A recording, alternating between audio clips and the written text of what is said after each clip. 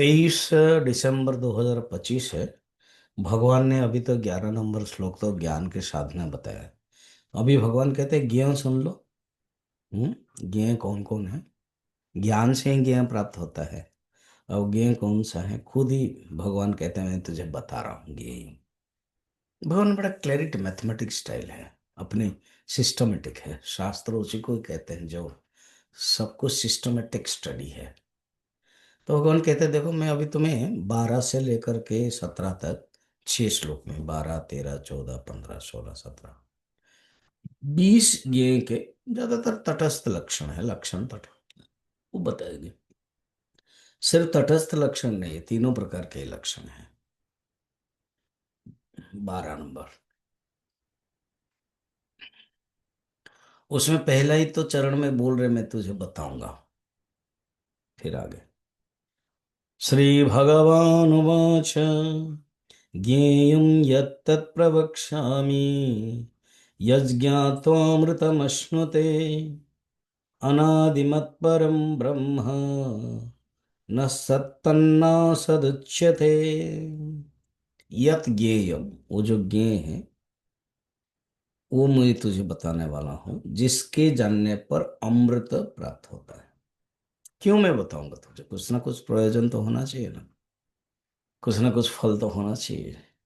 अमृत प्राप्त होता है। अमृत होता है तो मनुष्य के अंदर जो जन्म मृत्यु जरा व्याधि ये सब नष्ट हो जाता है, जिससे मोक्ष प्राप्त होता है। ये जन्म मरण संसार, जो संसार की गति है, उससे परे हो जाते हैं। यही अपवर्ग है। अपवर्ग, पवर्ग बोलते हैं ना, व्याकरण में पढ़ाया जाता है। प फ ब भ म, इसको बोलते हैं पवर्ग।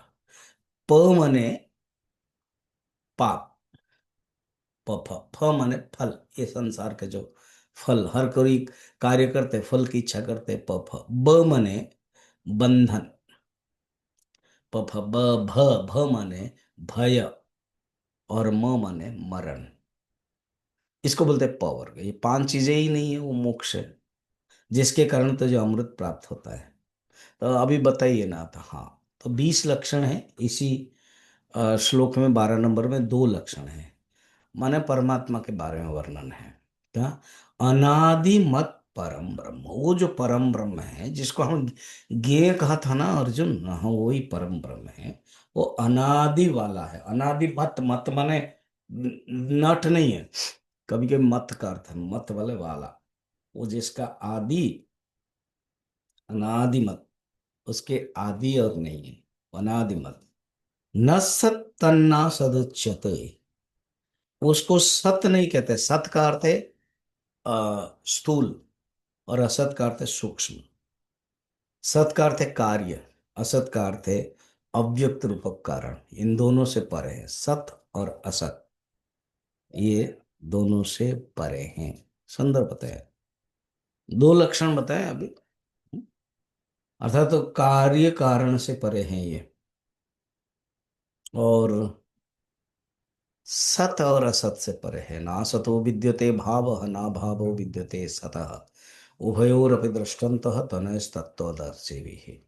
भगवान शंकराचार्य भी कहते हैं ये जो सत असत बुद्धि है ना, ये बुद्धि की वृत्ति है। वो जो परमात्मा है, वो बुद्धि से परे है, सत असत से परे है। हम्म?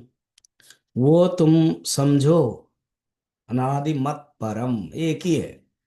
वो मत परम मने मत मुझसे सर्वश्रेष्ठ, मुझसे परा और कोई नहीं है। वही परमात्मा है। इसको तुम अच्छी तरह से जानो। तो ये लक्षण को विचार कैसे किया जाता है कि वो जो ब्रह्म है, को ही तद वेद यद्य अमुष्मिन लोकेस्ति वान वेत्ति। उस बात को कौन जानता है जो परलोक में ये सब है या नहीं है? क्योंकि वो एक ही मात्र परमात्मा सब में व्याप्त है। वो ही सर्वत्र है। इसको तुम अच्छी तरह से जानो। भगवान खुद बड़ा सुंदर से प्रतिज्ञा करते उसके बाद बताते हैं।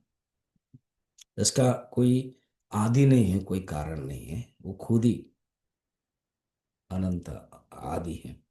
एतद अमृतम अभयम एतद ब्रह्म ब्रह्म विदाप्नोति परम, ये सब उपनिषद में भी वाक्य कहा गया है कि ऐसे परम ब्रह्म के लक्षण जो है, उपनिषद के ही तो सारांश गीता है, तो इसलिए गीता में ये सब बताते हैं कि वो जो परमात्मा परम ब्रह्म वो अनादि है, और वो स्थूल और सूक्ष्म से भी परे हैं, कार्य कारण से परे हैं।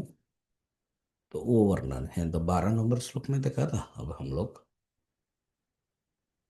कल देखेंगे फिर 13 नंबर, ठीक है।